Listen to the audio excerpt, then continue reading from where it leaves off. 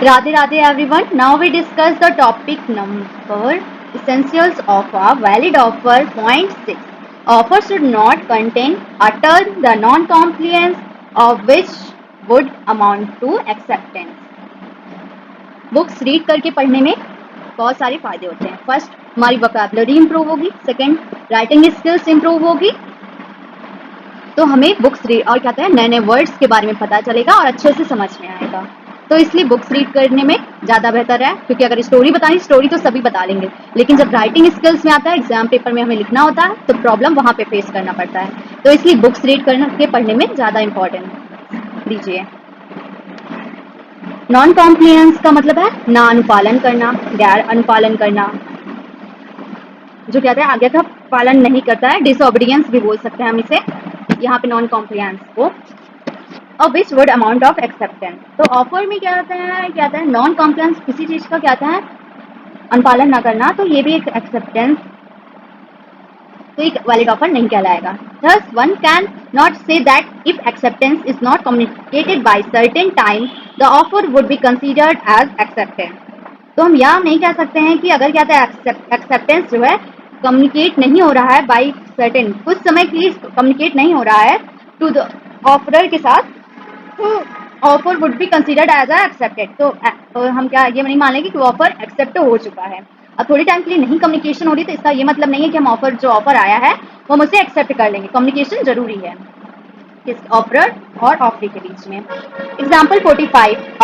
A proposes B to purchase his Android mobile for 5,000, and if no reply by him in a week, it would be assumed that B had accepted the proposal. This would not result into a contract. ए ने क्या था offer भेजा है B को क्या था Android mobile purchase करने के लिए, बट बी ने यहाँ पे कोई रिप्लाई ही नहीं दिया एक हफ्ता तक, तो it would be assume that be had accepted the proposal. तो यहाँ पे इन्हें एज्यूम कर लिया कि बी ने एक्सेप्ट कर लिया है ऑफर को. तो this would not result into a contract. तो यह एक कॉन्ट्रैक्ट नहीं कहलाएगा, क्योंकि जब ए ने ऑफर किया है तो कम्युनिकेशन दोनों के बीच में होना जरूरी है, और कहते हैं तभी एक वैलिड ऑफर कहलाएगा. और एक कहते हैं रिप्लाई भी कहते हैं ऑफर जो सामने वाले पर्सन से आया है उसका एक्सेप्टेंस भी देना जरूरी है एक वैलिड ऑफर में. 7. द ऑफर में भी आइदर स्पेसिफिक और जनरल. कहते हैं हम स्पेसिफिक किसी इंडिविजुअल की बात हो रही है और जनरल पूरी पब्लिक की बात हो रही है, जितने लोगों को हम जानते हैं, जिससे जो हमारी बात को सुन सकता है जब मैं किसी को ऑफर दे रही हूँ. द ऑफर में भी आइदर स्पेसिफिक और general. Any offer can be made to either public at large or to the any specific person already explained in the heads types of the offer. हम जब कहते हैं एक इंडिविजुअल्स को कहते हैं पर्सनली जाके ऑफर दे रहे हैं, तो वह एक स्पेसिफिक ऑफर कहलाएगा टू द स्पेसिफिक पर्सन के लिए. अगर हम पूरी जनरल पब्लिक जो हमारी बातों को सुन ले रहा है जब मैं ऑफर दे रही हूँ, तब हम उसे कहते हैं जनरल ऑफर कहेंगे, क्योंकि यहाँ पे कोई भी जनरल ऑफर में कोई भी हमारा ऑफर को एक्सेप्ट कर सकता है. कोई भी इंडिविजुअल या जनरल पब्लिक में जो हमारी बात को सुन रहा है वो एक्सेप्ट कर सकता है. हम इसे पहले भी पढ़ चुके हैं टाइप्स ऑफ ऑफर में. द ऑफर में भी एक्सप्रेस और इम्प्लाइड. कोई भी ऑफर कहते हैं वर्ड बाय माउथ से हो, रिटर्न हो, और इम्प्लाइड का मतलब कोई ऐसे कहते हैं कुछ करने से जिससे कहते हैं सामने वाले एक को पता चल जाए कि मैं उसे ऑफर दे रही हूँ, मतलब कुछ कंडक्ट करने से. ऑफर में भी मेड आइदर बाय वर्ड्स और by conduct. Example 46. A boy starts cleaning the car as it stops on the traffic signal without being asked to do so.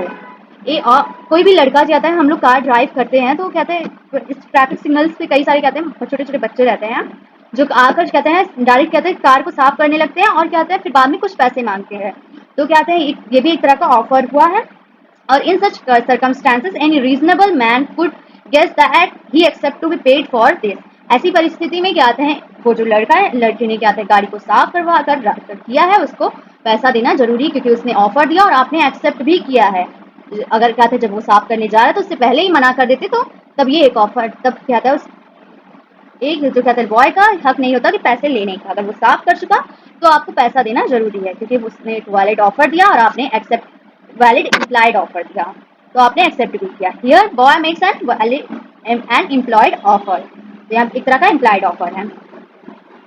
Point number 9. Offer is different from a mayor statement of intention and invitation to offer a mere communication of information, a prospectus and advertisement हम next video में point number 9 detail में discuss करेंगे, क्योंकि video बहुत लंबा हो जाएगा। Thank you. आज के लिए सिर्फ इतना ही। नेक्स्ट वीडियो में हम इसको डिटेल में डिस्कस करेंगे।